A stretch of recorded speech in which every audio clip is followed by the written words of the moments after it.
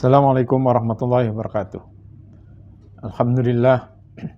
Alhamdulillahi hamdan katsiran tayyiban mubarakan fih kama yuhibbu rabbuna wa yarda.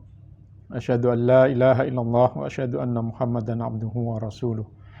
Allahumma shalli ala sayyidina Muhammadin wa ala alihi wa sahbihi ajmain. Amma ba'd. Keluarga Imran ini memang hidupnya di Masjidil Aqsa di Palestina. Dan hidup di masjid itu, mengelola, merawat, menjaga, dan membela Masjidil Aqsa. Karena itu dia ingin punya keturunan yang nanti akan melanjutkan perjuangan itu. Perjuangan menjaga Masjidil Aqsa. Dan doa ini dikabulkan oleh Allah Subhanahu wa Ta'ala karena kesolehan keluarga ini. Imran seorang yang soleh, istrinya juga seorang yang soleh. Falamma wada'atha qalat rabbi inni wada'tuha unsa. Ya. Walaupun doanya dikabulkan oleh Allah tapi tidak sesuai dengan keinginannya. Ya. Bayi yang lahir ternyata lahir perempuan padahal inginnya laki-laki karena tentu untuk menjadi pembebas Masjidil Aqsa ya harus laki-laki.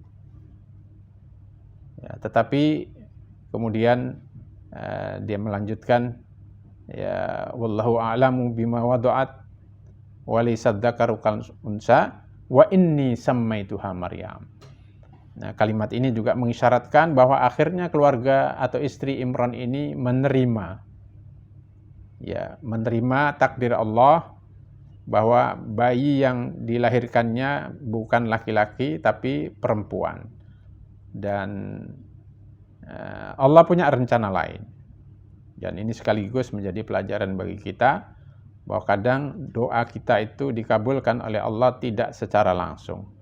Karena Allah ingin mengajari kita segala sesuatu itu ada prosesnya. Nah, bisa jadi ya, doa ingin lahir anak laki-laki itu tidak langsung dari rahim istri Imran itu, tetapi melalui anaknya, yaitu nanti kemudian menjadi cucunya yang dari Maryam ini lahir Nabi Isa. Dan inilah daftar keluarga Imran. Ya, Imran dengan istrinya, kemudian Nabi Zakaria dengan istrinya, kemudian Maryam dan putranya yaitu Nabi Isa, dan kemudian nanti Nabi Zakaria melahirkan Nabi Yahya. Jadi ada 7 orang inilah yang disebut keluarga Imran, keluarga hebat yang diabadikan oleh Allah di dalam Al-Quran. Wa inni sammaituha Maryam, dan saya beri nama dia Maryam. Ya. Maryam ini dalam bahasa Ibrani waktu itu berarti al-abidah. Ya, seorang wanita ahli ibadah yang memang demikian adanya. Ya, Maryam akhirnya tumbuh tinggal di Masjidil Aqsa dan menjadi ahli ibadah. Wa inni u'iduha bika wa dzurriyyataha minasyaitonir rajim. Dan saya memohonkan perlindungan untuknya ya kepadamu dan juga untuk anak keturunannya. Nah, disinilah kalimat ini mencerminkan bahwa istri Imran akhirnya menerima keputusan Allah Subhanahu wa Ta'ala ketika mengabulkan doanya tidak memberikan anak laki-laki tapi memberi anak perempuan.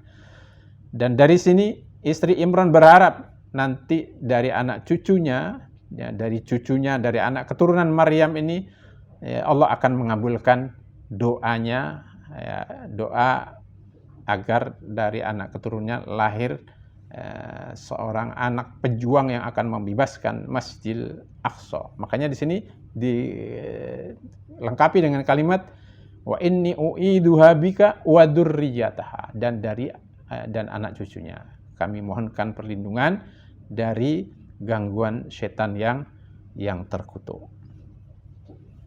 Ya, fataqabbalaha rabbuha biqabulin hasanin. Lalu Allah menerima nadar tadi itu ya, dengan penerimaan yang baik. Wa ambataha nabatan hasana, dan kemudian Allah menumbuhkan Maryam menjadi putri atau anak perempuan yang soleh. Jadi memang keluarga ini keluarga hebat, keluarga yang soleh semuanya bertakwa. 7 orang semuanya menjadi tokoh yang diabadikan oleh Allah Subhanahu wa Ta'ala. Hanya saja nama dari istri Imran dan istri Nabi Zakaria tidak disebutkan oleh Allah Subhanahu wa Ta'ala. Dan ini tentu juga Allah ingin memberikan pelajaran yang lainnya. Kadang-kadang dalam perjuangan nama itu tidak terlalu penting. Yang penting kontribusinya, yang penting perjuangannya, yang penting nilai-nilai kesolehan, ketakwaan yang bisa diwariskan. Karena itu di sini tidak disebutkan nama tokoh 2 orang wanita ini. Terkait dengan Maryam disebutkan karena memang punya misi khusus. Allah ingin menunjukkan mukjizatnya, sehingga Allah kemudian menyebut namanya dan mengisahkan dalam banyak ayatnya. Akhirnya Maryam tumbuh ya di Masjidil Aqsa menjadi putri yang solehah. Wa kaffalaha Zakaria, dan diasuh oleh Nabi Zakaria. Dan hak asuh Nabi Zakaria terhadap Maryam ini tentu setelah melalui di ayat 44-nya disebut setelah melalui pertengkaran dalam tanda kutip dengan orang lain, dengan murid-muridnya, ya, yang juga ingin mengasuh Siti Maryam ini. Kenapa?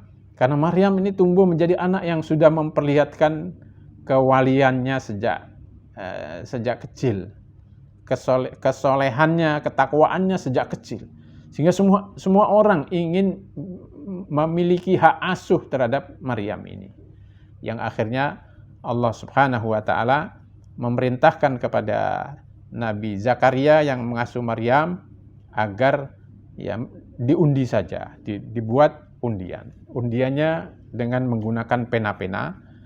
Ya, dalam riwayat tafsir itu disebutkan pena-pena inilah pena-pena yang dipakai oleh para muridnya Nabi Zakaria untuk menulis kitab suci, menulis pelajaran-pelajaran yang disampaikan oleh Nabi Zakaria. Yang akhirnya pena-pena itu menurut satu versi dilemparkan ke sungai dan semuanya hanyut kecuali miliknya Nabi Zakaria, yang hanya satu milik Nabi Zakaria tegak di atas air, dan disitulah semuanya sepakat dan ridho untuk menetapkan Nabi Zakaria sebagai pengasuh Maryam yang solehah itu. Mudah-mudahan kisah ini menjadi inspirasi bagi kita semuanya. Assalamualaikum warahmatullahi wabarakatuh.